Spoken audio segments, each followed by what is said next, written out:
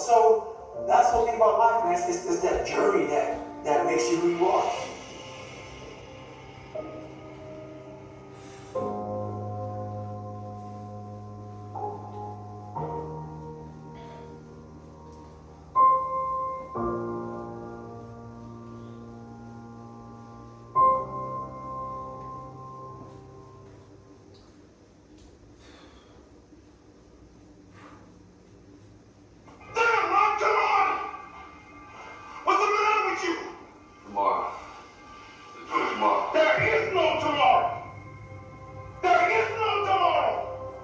I always felt like I had a ticking clock, but the ticking clock became more apparent that I gotta make the most out of today because tomorrow isn't promised. What are you gonna do with the time that you have on this planet? What impact are you gonna make? Because things change. And I think that the key is recognizing that each moment is what matters. Today's all there is. Right? There is no tomorrow, there's no next year. Enjoy today for whatever is in front of you. But sometimes people gotta feel the pain themselves, they gotta go through it themselves. And I just think that when we say inspire the world to try, that's what it is. Go after it. Go after it while you can, because tomorrow is not promised. I take situations that are the end of the world, and then I find inspiration in them, and then I live it full out, like there's no tomorrow. 150,000 people die every day. Tomorrow is not promised. So if I'm not going after it, then I'm going to die incomplete. I'm going to die being a person that I wasn't created to be. Like, I want to meet the greatest me. I want to meet my full potential. Literally, you cannot play this forever, but while you're in it, you're in it. You got to ride like there is no tomorrow. I'll do it tomorrow. No, I'll do it tomorrow. It can wait. It can wait. I have to give everything I have like I know there is no tomorrow. Tomorrow. Ain't no such thing as tomorrow. We only got today. Tomorrow is not promised. Do me a favor, write this down. No risk, no story. It's this simple, right? Like, if you're not going to take a risk, you don't freaking deserve the story, okay? No risk, no reward. I mean, Why not take a chance trying to do something that seems impossible that might work? Are you willing to play at that level? Are you willing to risk it all to gain it all? Are you willing? Today is where the rubber meets the road. It's like, no risk, no reward. If you want to take the risk, you won't get the reward. So it's like, Some say it's worth the wait. I say it's worth the risk. I'm telling you to risk it all for something that will last forever. Will you stay mediocre for the rest of your life? Or will you dig down deep and bring the greatness that lies inside of you to the world? No risk, no reward. No risk, no story. No risk, no champion. I'm gonna take that chance that they say turns you into champions. don't complain. Don't murmur. Don't talk negative. Average people talk normal. Average people use their time to whine and complain. Average people talk problems. The greats talk solutions. I'm taking ownership. Michael Jordan, when he was a kid, dreamed about making the last shot. Kobe dreamed about making the last shot. And the greats, they just don't put up the first, the second, the third. But what I learned about the greats is that they understand it's a sense of urgency that once the clock goes out, it's a W or an L. There is no middle ground. You either win or you lose. It's a different mentality. And the greats are the greats because they have a different mentality. The greats don't play for themselves. The greats understand that they play as a team. When they ask Michael Jordan, who's the best, MJ? You or LeBron? Who's the best? You or Kobe? He said, no, you got it twisted. It's not who's the greatest player. It's who's the greatest team. Stop being average. Average people can't forgive. Average people can't let go. The greats, we do whatever it takes. We do whatever it takes to be happy. It's our time. I can. I can. I will. I will. I will. I will my way through every situation, every trial, every tribulation. I will my way through it. You're not finished. If you're alive, you're not finished. No, you got another gear in you. What do you believe? Because it is our beliefs that determine our behavior. Your destiny is linked to your identity. Everything that's coming in, everything that I believe, everything that I see will determine what I do. This is why the dark room is so important. Like, if I don't put the work in, if I don't do what is required behind the scenes, I'll never step in public authority. If nobody's told you today, let me be the first to tell you. Every single person listening to me is standing at the precipice of the greatest decision they could ever make in their lives. For years, decades, generations, families will struggle. Centuries go by in a bloodline, and people, fathers and mothers, make the same mistakes until all of a sudden within a bloodline, somebody makes the decision to press a reset button.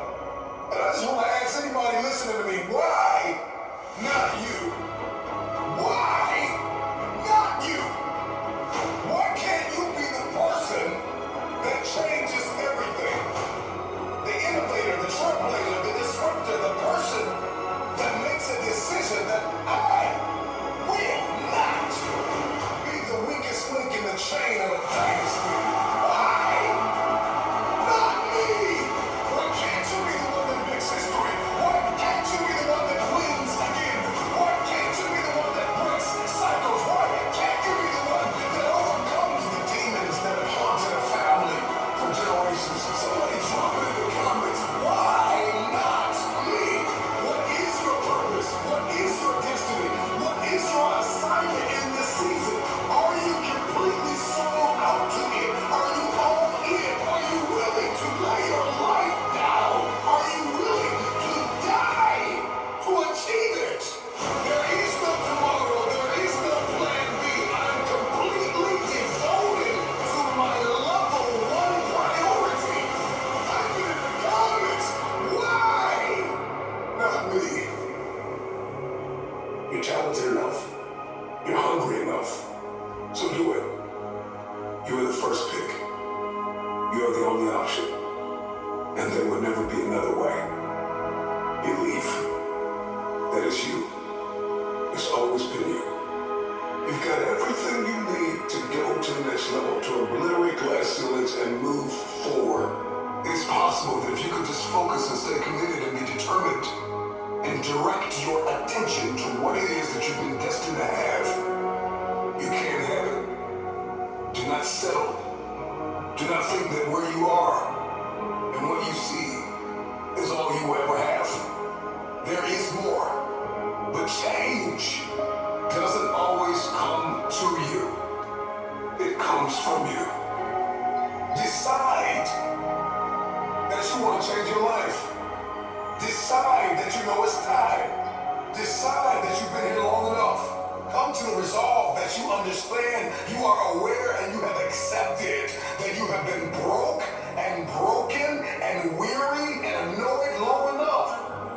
The problem with many of you is that you are surrounded by people who ask you the wrong questions.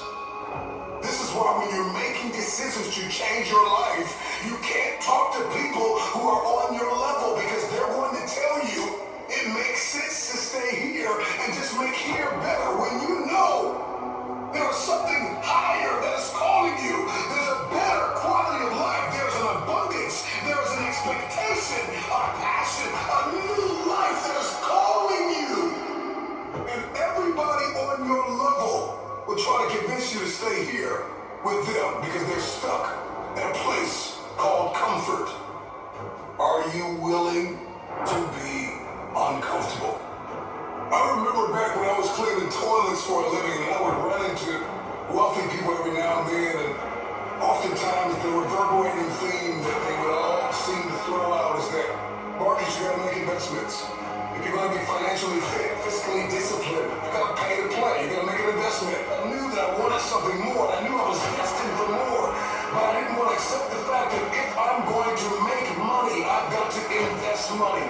When you start making these investments, it's not going to feel good. It's not going to make sense to anybody on your level. Whatever goal you have, your physical physiology, your psychology, your relationships, your business ventures, whatever it is.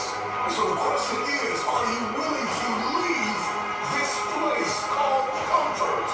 Are you aimed? Are you targeted? Do you believe that you have what it takes to pay the price? But more than that, can you handle the pain that comes with paying? It's not going to be comfortable. Are you willing to walk in not only uncomfortability, but are you willing to walk in uncharted territory? This means that I'm going to a place I've never been, and it's not going to feel good in the beginning, in Genesis, when we're first getting started. But eventually, if I stay committed, I'll see a harvest. And if you're going to reap a harvest, if you keep sowing sparingly, you will reap sparingly. But the moment that you understand that there is a price to pay to get where you want to be, it will cost you dearly. It don't feel good right now. I don't like it. I want to leave it. I want to throw in the towel. I want to walk away from it all. But I have to be able to see the power of what lies ahead. Today's pain is tomorrow's power.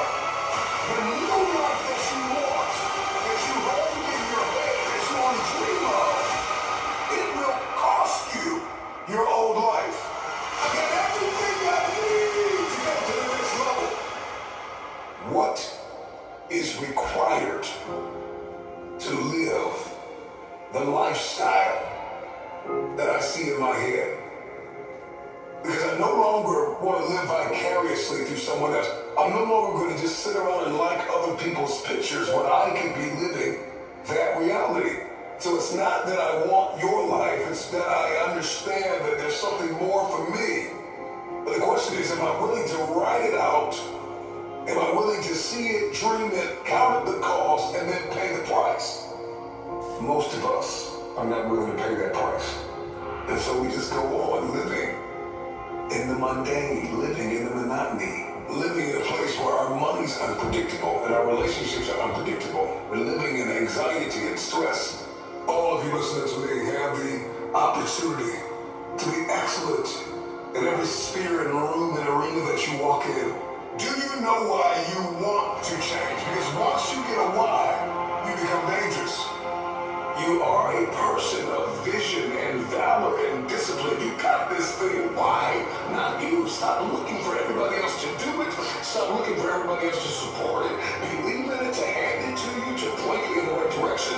You have everything you need right now in this moment to take a step forward. You gotta stop waiting for the opportunity to come along. And you got to learn to master the art and the privilege of creating the opportunity. Stop limiting yourself to what can come to you and focus on what needs to come from you to create, to pioneer, to trailblaze.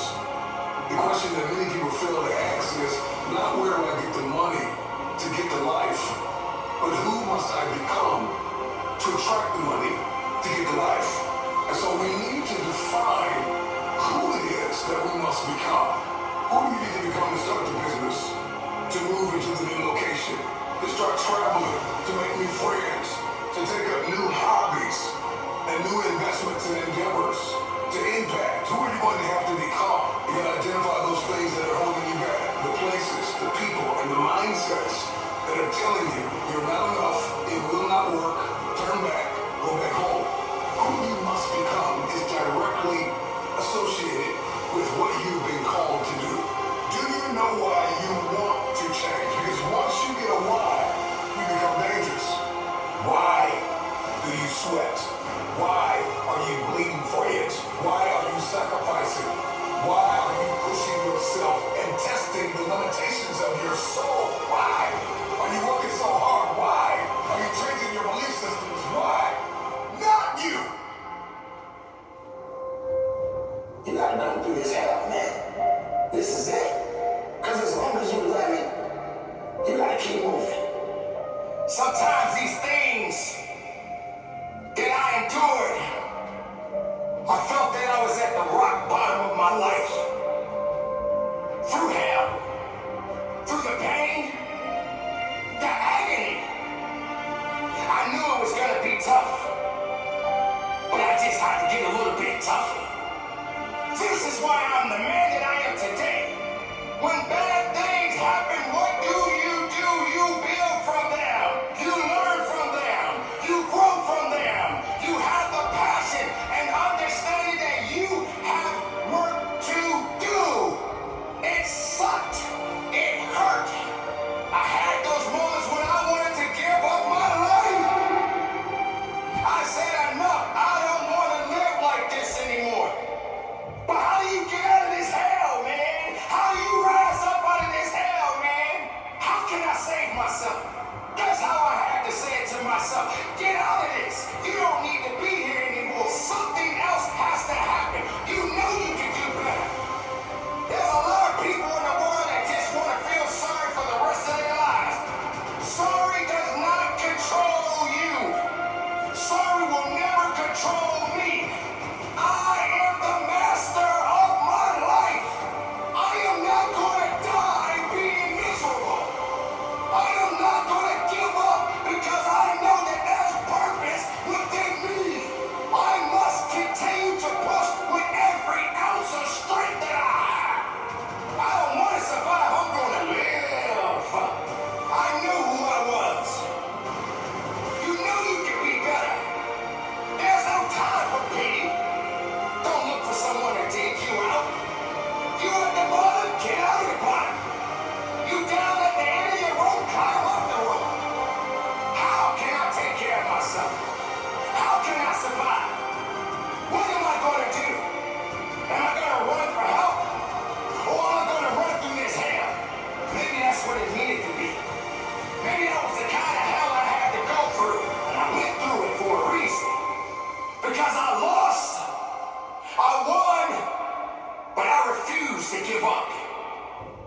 Don't tell me you have a dream if you're not willing to wake up and chase it. You want to be the greatest. You want the world to know your name. You think any of the goats, do you think they let fear stop them from going after what they wanted? No! I had taken time to think about what I've done in my life. I've done all these things. There was no finish line. I finished the race of life. Now I need to receive my medal. I go on. I get in the car and I go. When I started figuring out life, that I was even so much in the tank. I said, oh my God, man. I was this dumb, fat kid being bullied, and now I'm pushing back to your insecurities. And then we go back to insecurities, and then look for comfort. But it was insecurities. And we all look for that cookie that your mom used to give you when you were sad, when you were sick.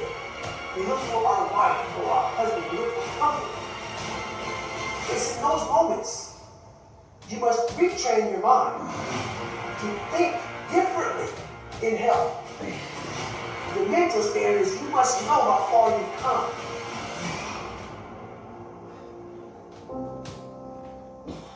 I walk in a room now and I know the hours and years and decades I put into David Goggins. That's something, it's not on the wall. It's not a trophy on the wall. It's not a medal on your neck. I don't care how you perceive David Goggins, because through my journey, I figured out the one piece I was missing.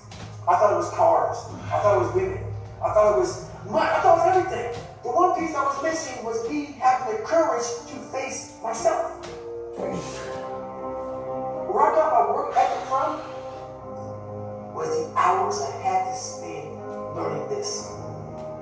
When you sit down and you're not smart, and you have a disability, and you still want to be at the top of your class, I didn't want to skip by.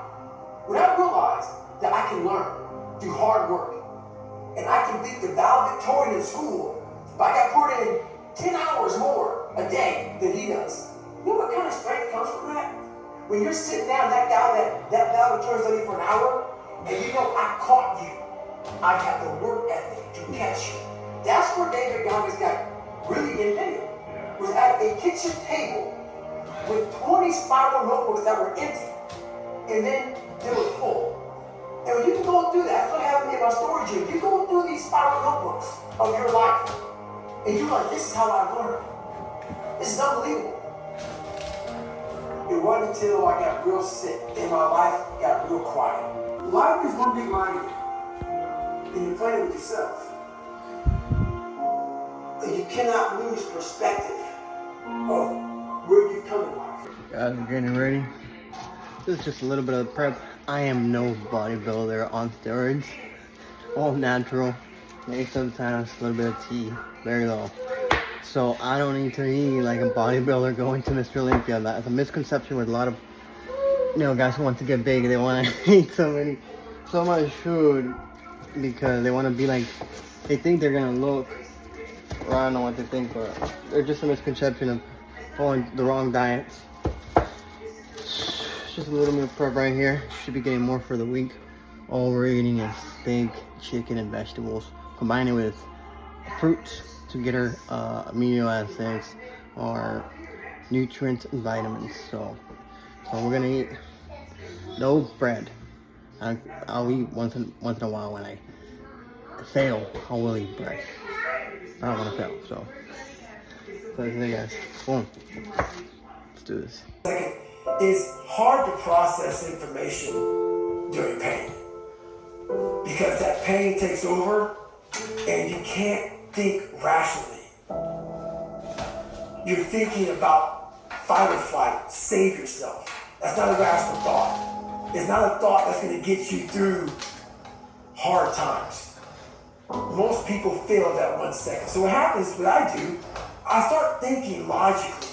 I calm my brain down because your brain just wants to get out. It's about gaining control of your mind, putting things back into proper perspective, and then saying, I really do want to be here, and I'm going to have a bunch of these 1 seconds, and I have to learn to control these, because if I fail one of these 1 seconds, and then this is that 1 second decision comes in. You forgot every reason why you wanted to be there. You don't care about SEALs.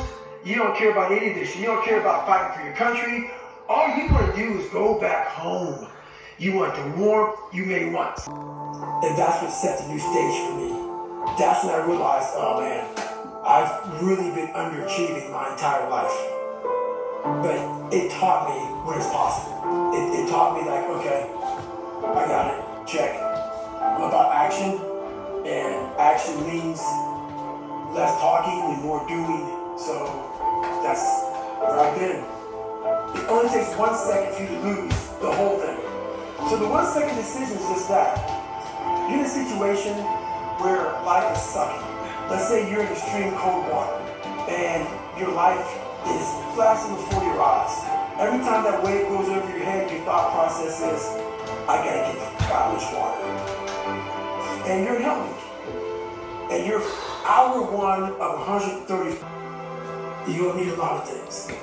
Sometimes the only thing that kept me was that 1 step forward was one thing. Let's not quit with God. Let's think about your options. Where are you gonna end up if you quit this shit? Where are you gonna go? And when I got done with that race, it's the worst pain. I can't even describe the pain of that last 30 miles to anybody. No one, it's very hard. So when it ended, and I'm laying there in the worst pain of my entire life, I'm shaking, I'm jacked up, and all I could think about was, I can't believe what I just done. To me, it was humanly impossible to even think about going 30 more miles in that shape. And once you do it, what came over me when that shower hit me, and the reality hit that I spent 101 miles.